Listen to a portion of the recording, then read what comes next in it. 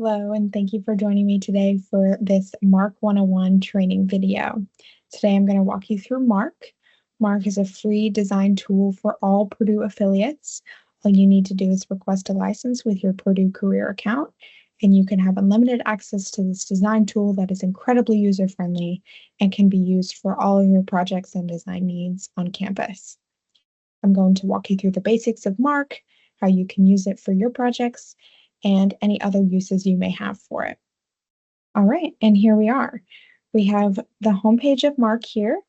These are just my recent projects that I've worked on, but if I want to see the rest of my projects, I'll go over here on the left to My Projects.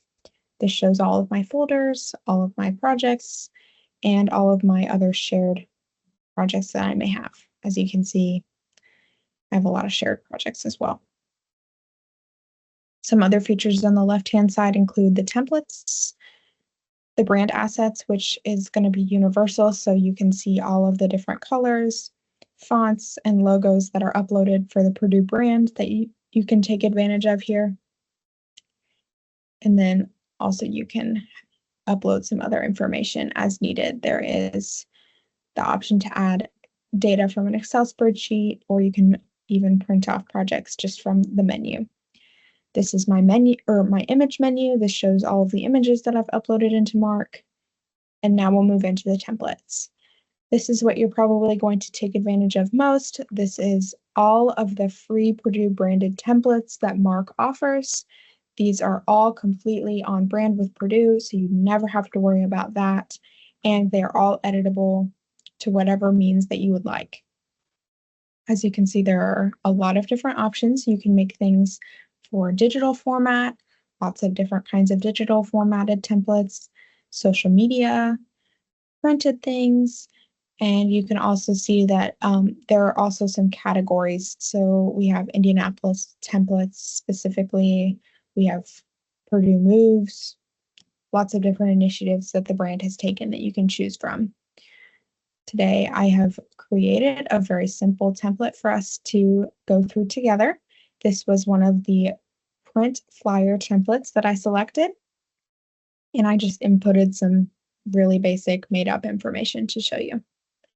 So here we have our heading information.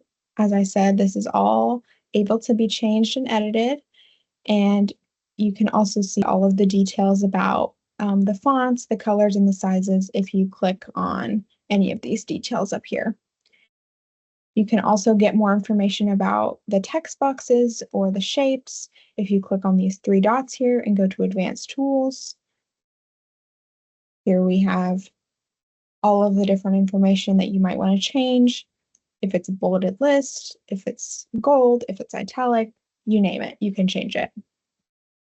Next, over here, important to note is the layout in Advanced Tools. So you can always change precisely the size and position of your object on the page.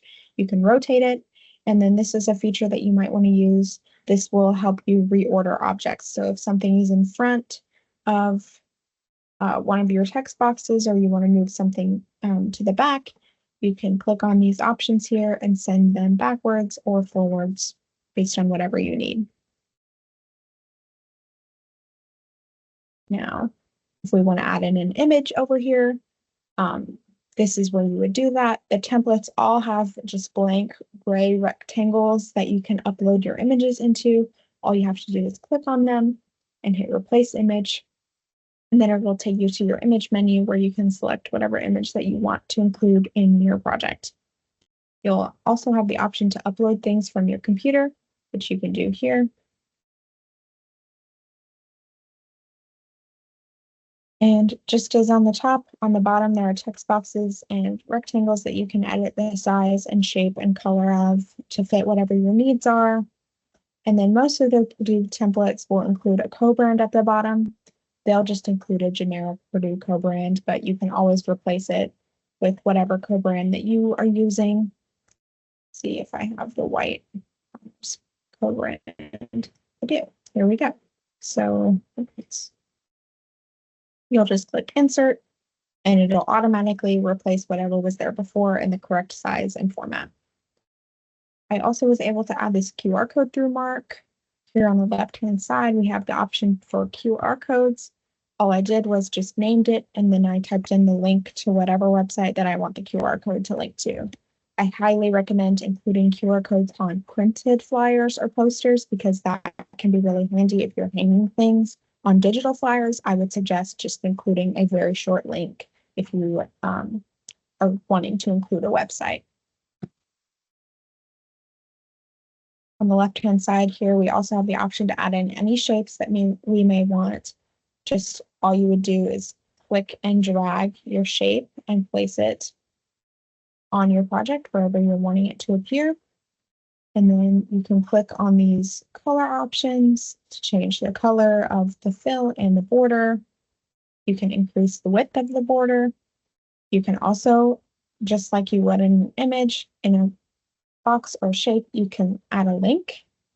So if this is a digital project, if someone were to click on the image, it would link them and take them wherever you want them to go. Just like with text boxes, you can change the layout, so you can reorder things on the page, you can rotate things, and then it might also be helpful for you to note that with things like backgrounds, those are typically just shapes that have been enlarged. You can lock those. Okay, so maybe you can't lock them because it's a template, but in some of the templates, you can lock things so that they're not moving around while you're editing. To get rid of anything on the page, you just click and hit delete. And then if you're wanting a 2-page project, 3, 4, just click on this white background back here and you would hit the duplicate pages option. Away. And it will just repopulate right below. And you can also hit the trash can to delete whatever extras that you don't want. A helpful design tip that I want to share is if you hit File, you can turn on spell check, and you can also make sure that there are any accessibility details that you want to include. And for view, you can add all different kinds of design tools. So you can add a grid. I have the grid on. You can add guides. So this will help you center objects on your page. And then you can add all different kinds of comments or sharing features. And then finally, when you're finished with your project and you're ready to share it, you'll just hit this share button in the top right, and then it will give you all different kinds of options for how to share your project. If you download, it'll give you different file options to download it as. Or just like Google Docs and Canva, you can share it with users. So let's just say that I wanted to share it with a user on Marq. This is just my email address. It's not going to come up because it's me, but normally it would just pop up there and it would share it with whoever you're wanting to share it with. You can also create a shareable link if you want to share it with a group of people. Finally, to preview your object or shape or project before you download it, you can hit that preview button and it'll show you what it looks like before you download. Thank you so much for joining me for this Marq tutorial.